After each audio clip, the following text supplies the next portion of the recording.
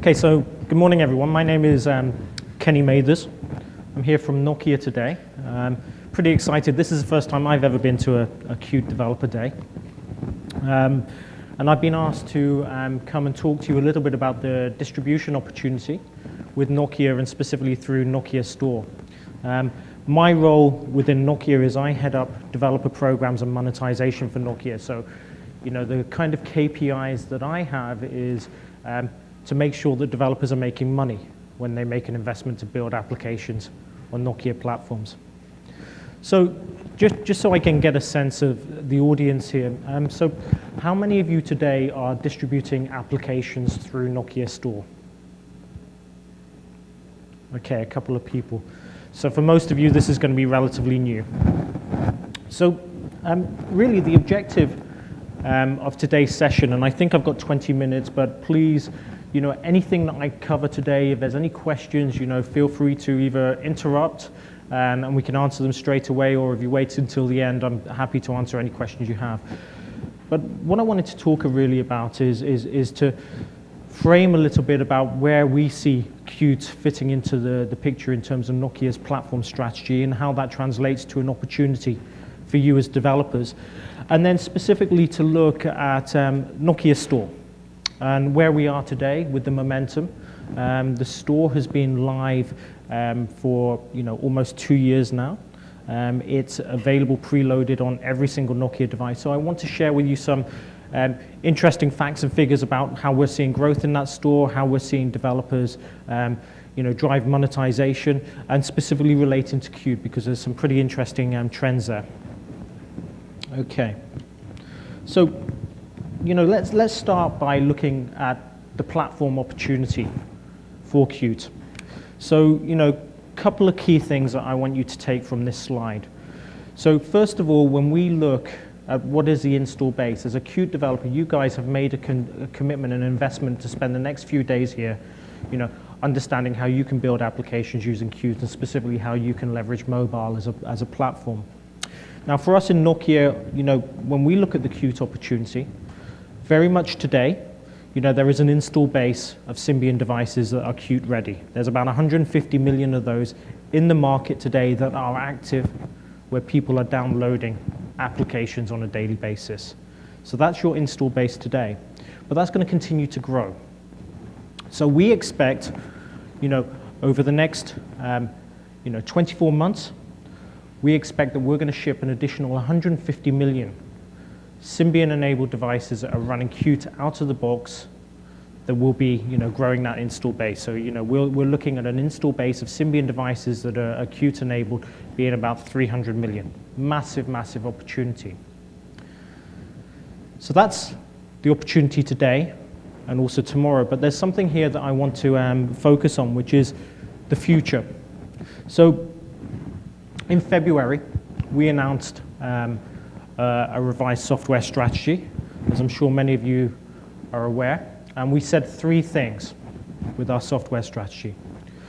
We said that, moving forward, Windows Phone will be our smartphone platform of choice in the future. A smartphone platform of choice in the future.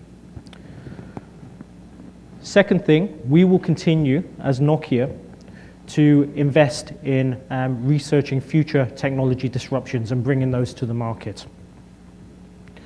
But the third part of the strategy, and this is key for you guys because this really underlines why your investments with Qt are not only valuable for today, but they will continue to be valuable for a long, long-term future in Nokia. Because the key third part of Nokia's strategy is we see that there's a massive opportunity to connect the next billion mobile phone users to the internet and deliver web content, applications, and services to the next billion users.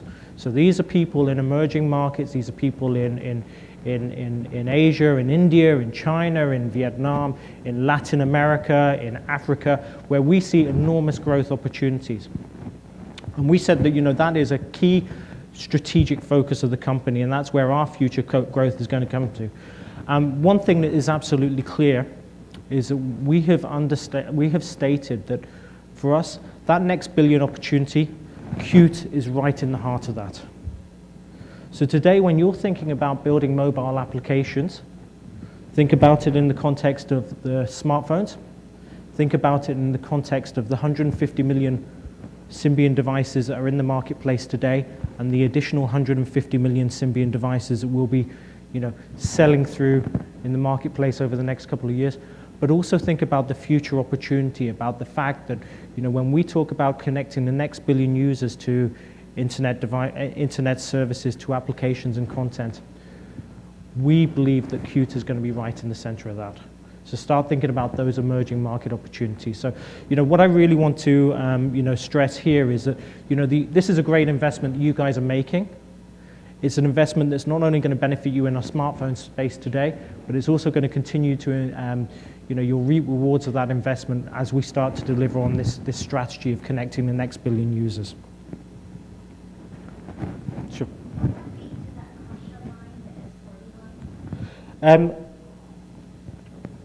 It will not be to this S40 line or the Azure line, but what we do definitely see is there is an opportunity to release devices that are offering smartphone capabilities at those price points. We will be making announcements next year about what our strategy is there, and Qt will be part of that. But you're thinking in terms of the right kind of price points for devices. Okay, so you have the install base, but you need a distribution channel, and for us the distribution channel is Nokia Store. As I mentioned, this Nokia Store comes preloaded on every single Nokia device that we're shipping today. So, what we're seeing within Nokia Store is an enormous growth curve.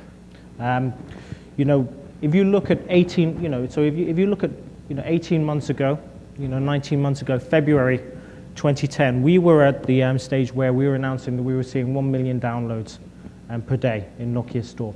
And the profile of the kind of countries, we see downloads from countries all over the world. We have about 180 countries around the world that we recognize as downloading content. We actually have a few additional areas where content is being downloaded, but they're not recognized as countries, because I think the United Nations officially only identifies 180 official countries. But really, our install base and users that are downloading content are coming from all over the world. We've been seeing tremendous growth. So in the last 18 months, we've gone from 1 million downloads a day, to now we're over 10 million downloads. We made that announcement, actually, it says here October, but it was late September we announced that we had crossed the 10 million daily downloads threshold, and actually that figure is continuing to grow at a very fast pace. And so clearly that represents an enormous installed opportunity, where it shows that we've got a large install base and we've got active consumers that are searching out content and downloading on a daily basis, which is great news for you guys.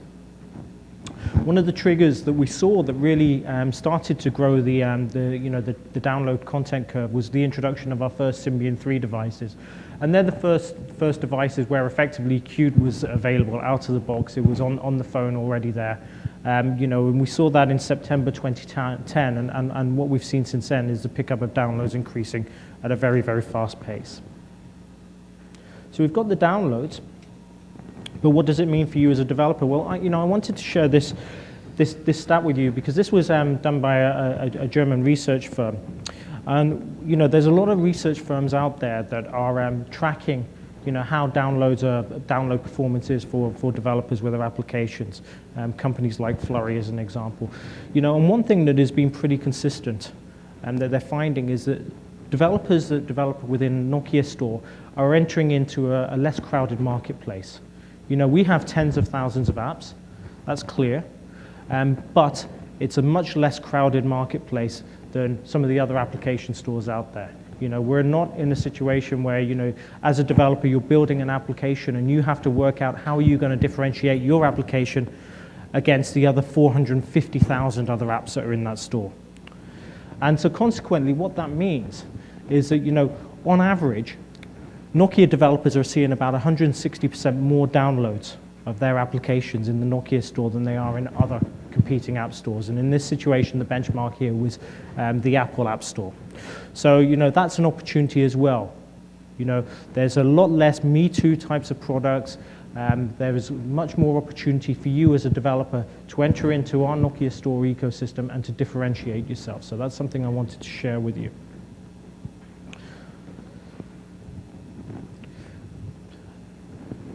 So you've got the marketplace, the Nokia Store. It's at over 10 million downloads today. It's a less crowded application store. And what we're finding is that we're getting more and more developers that are reaching the millionaires club for us, which is where we celebrate developers that have achieved more than 1 million downloads for a specific application. Now we have over 177 developers in the store where their applications, individual applications have achieved more than 1 million downloads. And these range from large developers to actually students that have been creating projects, some really interesting projects actually in Qt, that they've deployed in Nokia Store. What we're typically seeing with this is that the percentage of those applications that are actually built in Qt is continuing to grow. What consumers are responding really well to is the rich experiences that developers are able to achieve with Qt. So, really very strong opportunity there and a strong growth curve for developers. In terms of the, where we're seeing a lot of the traffic within the store. So it's really interesting that, in many ways it's the growth economies. So it's markets like India and China where we're seeing a huge amount of download traffic. And that's actually, really interesting because, that's on the smartphone space today. And when we talked earlier about connecting the next billion and about where we see Qt as being at the heart of that next billion strategy, it's really in those markets. It's in markets such as India, in markets such as China, Latin America, so we have Brazil in there as well, and then also in Africa as well. So we see that already there's large demand for consumers to actually download applications, and we'll see that that's, in terms of the devices that they're be able to do that on, it's going to move from just being smartphones to much more lower price phones, and that's how we connect the next billion. But what we see today is that, really most of the engagement and most of the downloads that are occurring in these markets and overall within Nokia Store are on our touch devices. So today, clearly the largest device in terms of downloads is the N8. Still very, very active. But then interestingly, after that is the 5800 device. And that's a device that, that was our first full touchscreen device. So it's, you're looking at 3 years old for that device, and it's continuing to drive a huge amount of download volumes on there. So, what I would just say actually as a developer, if you're, interested in building applications and deploying them through the Nokia Store, whenever you have questions about, which devices or which markets should we target, all of this information is available on the developer.nokia.com website. And it's a really valuable tool because, we're trying to share as much information that we think is going to help you make informed decisions about which platforms do you need to target, which devices, which countries. So all that information is available there. And if you're not able to get that information, then, please reach out to whoever is your, counterpart within Nokia or within, on the Qt community, and you'll be able to access that information. But developer.nokia.com, you'll be able to get information on which are the key markets that are driving the largest downloads and which are the devices. And at the moment, and I see this continuing in the future, is that the touch devices will continue to be the ones that, represent the biggest opportunity for developers. In terms of the split, where the downloads are coming from today. So you basically, you have a couple of key platforms here. You've got in red here, you've got the S65th edition devices. So these are the older Symbian devices, and in this context, we were delivering Qt applications where Qt wasn't necessarily, on the device out of the box. So we were using the smart installer solution where when the application is being downloaded from the Nokia Store, the Nokia Store client will check to see whether the Qt runtime libraries are available on the device. If they're not, They will automatically package those together with the application, and there will be a one-time download where the necessary libraries and Qt libraries required to run the application will be installed on the device. And then the next time a consumer with these older devices then wants to download a Qt application, then the store client will just check to see if there's a delta, if there's any additional libraries that would be required, and they'll download that. So, that's how we've been delivering Qt to some of the older devices that, did not come Qt enabled out of the box. And what we see is that represents about half the downloads that we're seeing today within the Nokia store. And so the other half of the downloads that we're seeing are really reflective of the Symbian 3 devices. And these are the devices that started shipping since September 2010. So, you're really looking at, it's taken about a year and a little bit for, them to account for the 49% of the market. And then the rest of the devices, this really represents, some of the consumers that have been downloading to the MIMO devices, and then most recently the N9 MeeGo device.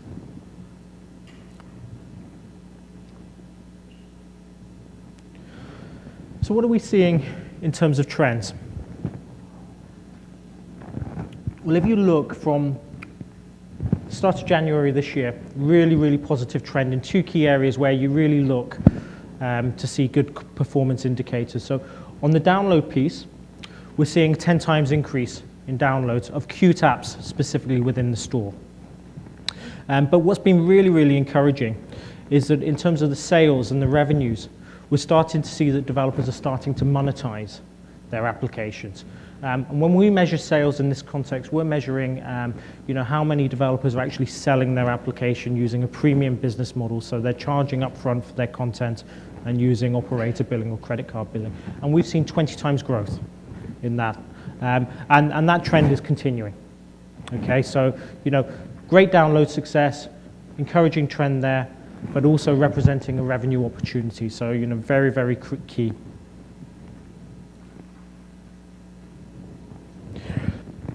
So we've got an install base of 150 million for Symbian devices already there. That's going to grow to about 300 million. And then we also have this future strategy of connecting the next billion. The distribution channel is Nokia Store. But the one thing that I would stress with the Nokia Store, where we have been making significant investments, is that one of the things at Nokia, the way we view the world, is that we understand that in the North American market specifically, there is an ecosystem where people are comfortable with paying for content and services using their credit card. But that's not a view that we see replicated in many other markets around the world. What we see in many of the markets is the preferred payment method, particularly when you're using a mobile phone, is operator billing. And we are the only application store in the world that has really made some significant traction within operator billing. So today, when you publish an application within Nokia Store, you are able to switch on operator billing with over 125 operators around the world today, like that. Okay? Massive, massive investment. So that means operator billing in 43 countries, and every single month we're adding more and more new operators on board. And we know that operator billing is important, and it's important in a number of ways. We see that typically when consumers have the choice between paying for content with a credit card or with operator billing, 2 times out of 3 within Nokia Store, they will always pay with operator billing. But we also see that when we switch operator billing on in a market, something else interesting happens. The overall download activity increases substantially. So consumers start downloading more content, not all of it paid content, a lot of it free, but they start to become a lot more active and a lot more engaged. Typically, we see overall downloads in a market that has operator billing being 8 times higher than markets where we don't have operator billing. So we know that that's a model that works. But what we've also done with that model, and just to be clear, so in terms of operator billing, the next closest app store that has operator billing integrated has single-digit numbers of operator billing, so less than 10 globally. Okay, so 125 for Nokia. The next closest has less than 10. But one of the things that we also do with operator billing is that we've really invested in innovating on the business model. So if you're not familiar with the business model for operator billing, typically it would work like this. So let's assume that you're selling an application for $1. The typical business model when you're dealing directly with operators is that you sell for $1, and then your revenue share is based on the net sales price. So after all the costs, the delivery costs are removed from that equation. And the delivery costs would look like this. You would have your sales tax, which typically is a good rule of thumb. It varies from country to country, but as a good rule of thumb, you would say it's about 12%. So you take 12% off the top of your sales price. And then you have a delivery charge. Now, in some markets, operators charge 40% for delivery, and that means that they're being very generous. In markets such as in Southeast Asia, where I've spent the last 5 years, markets such as Vietnam, they take 90% revenue share just for delivery of the SMS for the billing. So actually, when you look at your, as a developer, when you look at your revenue share with operator billing, it can vary country by country, and it's usually a surprise to developers because they think, well, I'm selling my content for $1, for $2, the revenue share says it's 70-30, but actually when I get my royalty check, it's a lot lower than I was expecting, and that's because of the challenges that are faced with operator billing. And it's an industry standard. It's something that anyone that is dealing with the operators, understands and just learns to work around. And we looked at this and we said, look, there has to be a simpler solution, because as a developer, what you care about is you want to be able to be, earn a fair amount of revenue for your investment, for your application, but you also want to see a consistent and predictable way that you're going to be earning that revenue. And so what Nokia has done is we've introduced a business model where we make the commitment to you as developers that you will have a 70-30 revenue share of the gross sales price of your application. So what we can't do is we can't remove the need for you to pay your local sales tax. That's your responsibility. Legally, you're obliged to pay sales tax. But what we can do is remove the complexity and make a commitment to you that regardless of what the operator revenue share is, you will always get a 70% revenue share of whatever the sales price is that you're selling your application. Now, let's be clear about what this means to Nokia. This means that in many markets, we're actually subsidizing that for developers. But we think that's the right thing to do, because we think that it's appropriate that if you're selling your application, you need to be able to earn a fair amount for your application. So that's something that's very clear, and it sets us apart from the rest of the industry. When we hear that there's a 70-30 revenue share model that exists, typically we talk about that in terms of credit card billing. And of course, Nokia has a 70-30 revenue share model on that. But when it comes to operator billing, no one else is offering a 70-30 revenue share based on gross sales price. And of course, no one else is able to offer, over 125 markets where they have operator billing live and adding every day. So operator billing is a fantastic model. It's a model that exists today, highly convenient for consumers.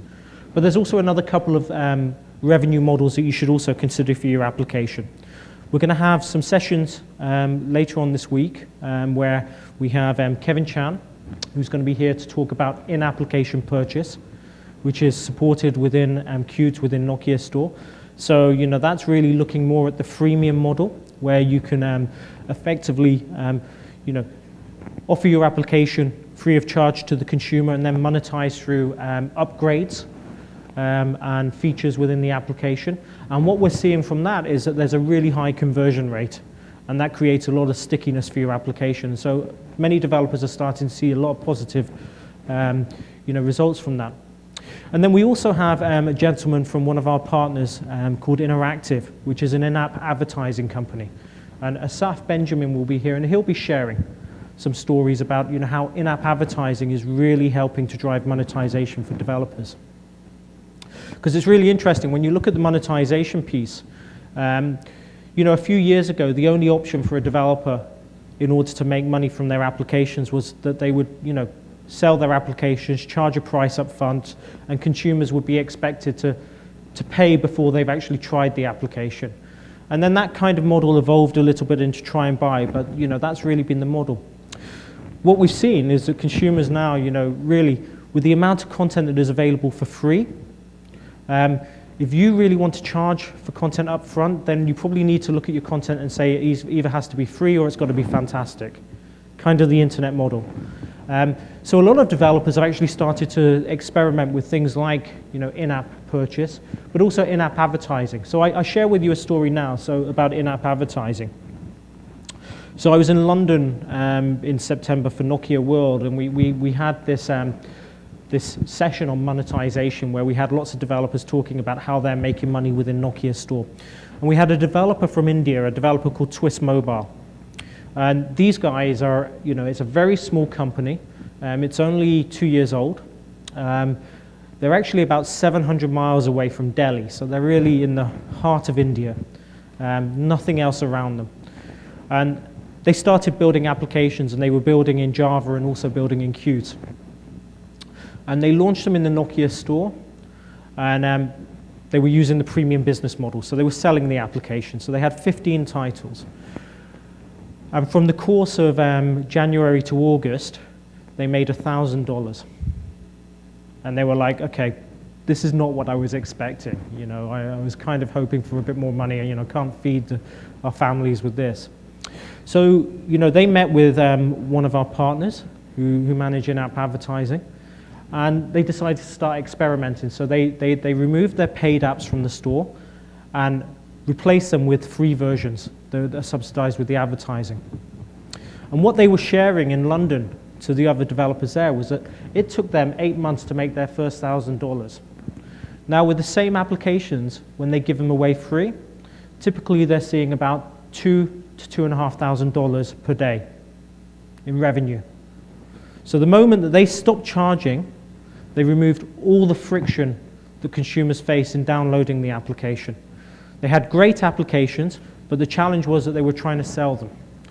The moment that they went with a freemium model and they were using in-app advertising, they saw their downloads dramatically increase, and they're now seeing $2,000, $2,500 a day. So it's making a massive difference to them. And what that means for them is that they've got a sustainable revenue stream, and they're able to continue to invest in future application development. So it's been really, really interesting for them. So, what I would say here is that, we have the leading store when it comes to operator billing and credit card billing. No one else has the kind of reach that we're able to offer.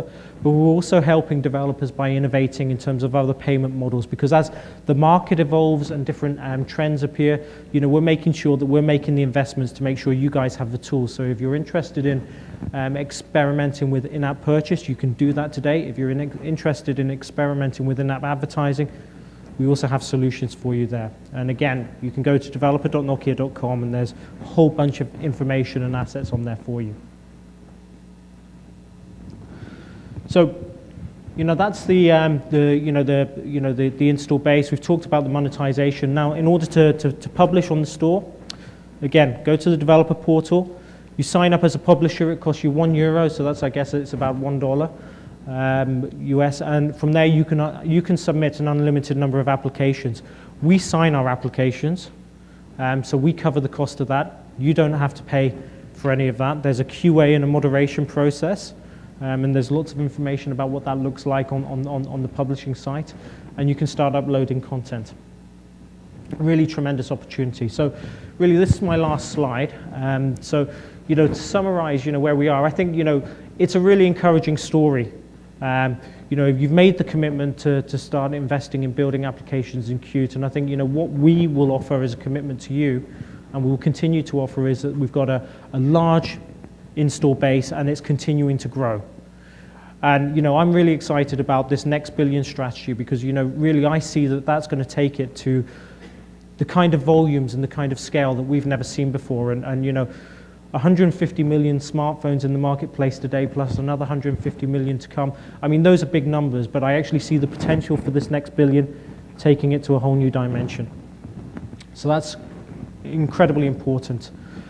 The consumers that we have today, they're actually getting busy downloading and they're purchasing applications. So there are consumers today, and you can make money today. So, don't hold off. Start targeting the store today. And then really, finally, experiment with the business models. Do your research, look online at the monetization resources that are in developer.nokia.com. We have great operator billing plans in place. So if you are interested in going that route, you can upload your content and within minutes, you've got an agreement in place and you can target over 125 operators in 43 countries. But also start to look at the other business models. Start to look at in-app purchase. Start to look at in-app advertising. You'll be hearing more about that later on in the week. So that's everything from me. I'm happy to answer any questions that you have. And the last thing I would say is really it's a tremendous opportunity. There is money to be made today, so don't delay, and you really can start looking at Nokia Store, and it could make a difference for you. So thank you. Any questions?